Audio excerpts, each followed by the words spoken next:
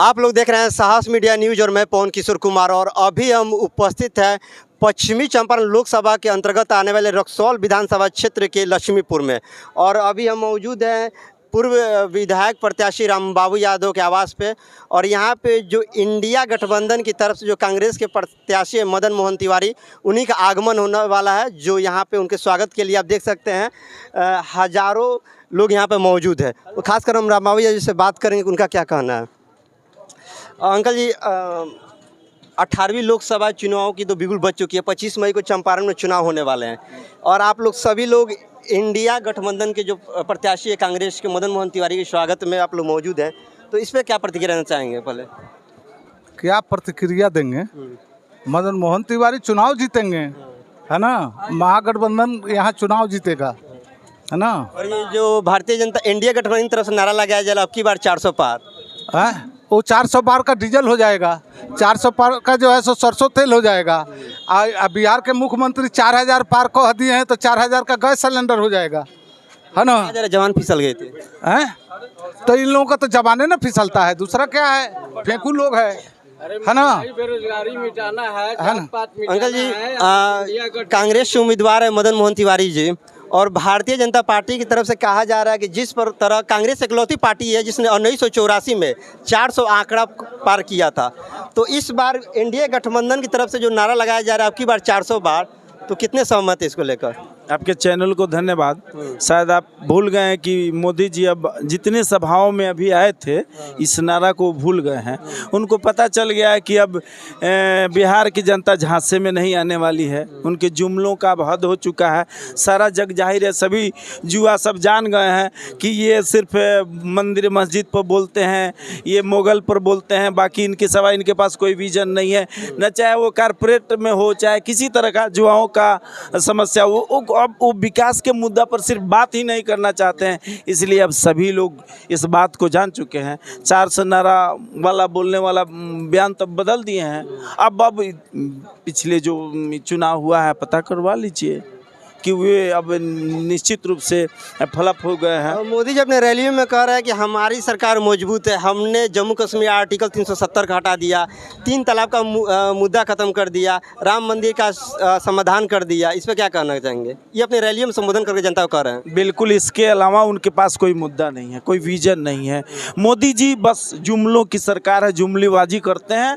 अब देख लीजिए ना, उन्होंने कहा था कि प्रत्येक वर्ष 2 करोड़ युवाओं को रोजगार देंगे, उसका क्या हुआ? उन्होंने कहा था पिछले, उनका वीडियो निकाल के देखिएगा कि हमारी सरकार बनेगी तो जो विदेशों में जो धन है उनको लाएंगे और जो टैक्स दे रहे हैं उनको हम उसमें से 10% 5% देंगे, उसका क्या हुआ? क्या कहाँ मैंने जुआ जो जिस तरह से बदहाल हैं। भारतीय रेल और भारतीय सैनिक, दो जो यहाँ बड़ी संस्था है जिसमें अधिक से अधिक कामगार वर्ग के लोग यानी मध्यम वर्ग के लोग जो ज़्यादा सेना में जाते थे, रेल में जाते थे, उसका क्या हुआ? अब सभी नौजवान जाग चुके हैं। भैया एक सवाल करेंगे।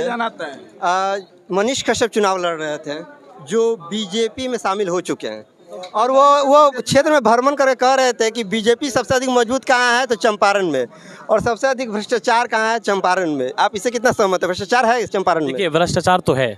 ये हमारे लिए बहुत दुर्भाग्य की बात है कि एक सांसद 15 साल से है यहाँ पे, और 15 साल के बाद भी ये हमारा क्षेत्र विकास से अधूरा रहा है। वो सांसद रहा, प्रदेश अध्यक्ष रहा भाजपा का, उसके बाद भी रहा। ये बात आपने मनीष कश्यप की, तो सन ऑफ बिहार नहीं, ठग ऑफ बिहार है। उसको चंदा लेना था, वो बीजेपी का बी टीम के रूप में काम कर रहा था, या माहौल देख रहा था। जब उसको लगा, जब बीजेपी की बी टीम के रूप में काम कर रहा था, जब उसको लगा कि मदन मोहन तिवारी को कोई रोक नहीं सकता, जब तक प्रत्याशी की घोषणा नहीं हुई थी तब तक मनीष कश्यप पूरा क्षेत्र में भ्रमण कर रहा था। ये बात को नोट करिए आप।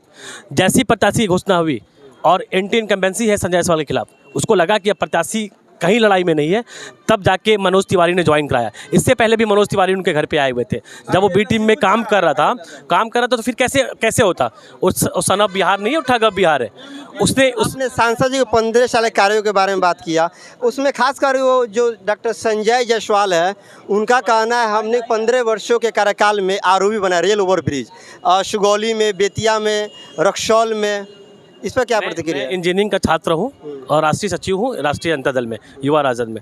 एक चीज़ बताइए, कहीं भी आरओबी अपने पेट्रोल पंप के बचाने के चक्कर में अपने भाई के पेट्रोल पंप के बचाने चक्कर में उस फ्लाईओवर को पूरा तहस नहस कर दिया। उन्होंने कहाँ से उठाया और कहाँ गिराया आप देखिए। वो बेतिया का फ्लाईओवर कितने साल पहले पास हुआ था?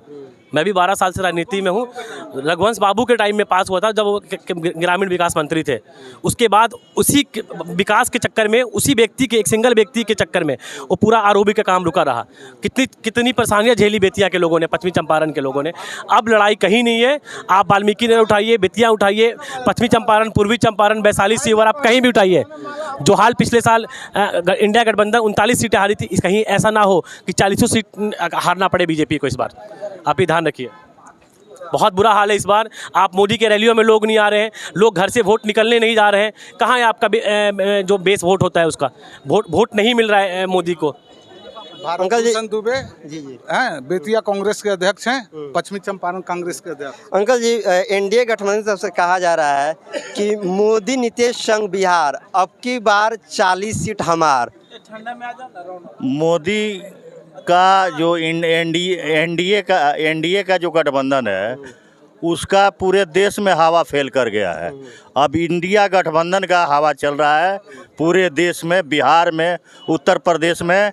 हम लोग यहाँ इंडिया गठबंधन के प्रत्याशी मदन मोहन तिवारी जी हैं, भारी मतों से जीतने जा रहे हैं। सभी कार्यकर्ता आरजेडी के, कांग्रेस के, सीपीआई के, सीपीएम के, माले के, वीआईपी के कार्यकर्ता लग गए हैं उनको जिताने के लिए तन मन धन से। यहाँ के सांसद जो वर्तमान सांसद हैं, कोई यहाँ पर कोई कार्य नहीं किए हैं कि लगभग 15 साल उनको सांसद हुए हो गया, उनके खिलाफ हवा बह गया है।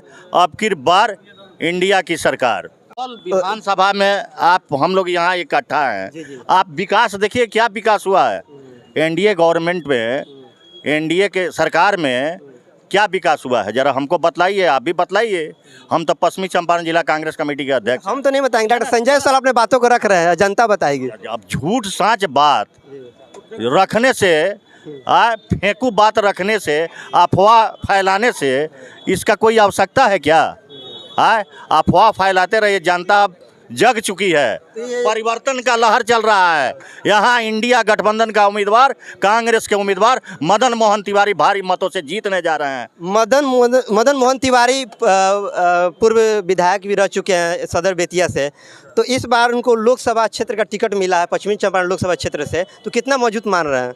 मदन मोहन तिवारी मजबूत हैं। बिहार विधान सभा के सदस्य के रूप में जनता के आवाज़ को बुलंद किए हैं बिहार विधानसभा के अंदर अनेक समस्याओं के लिए।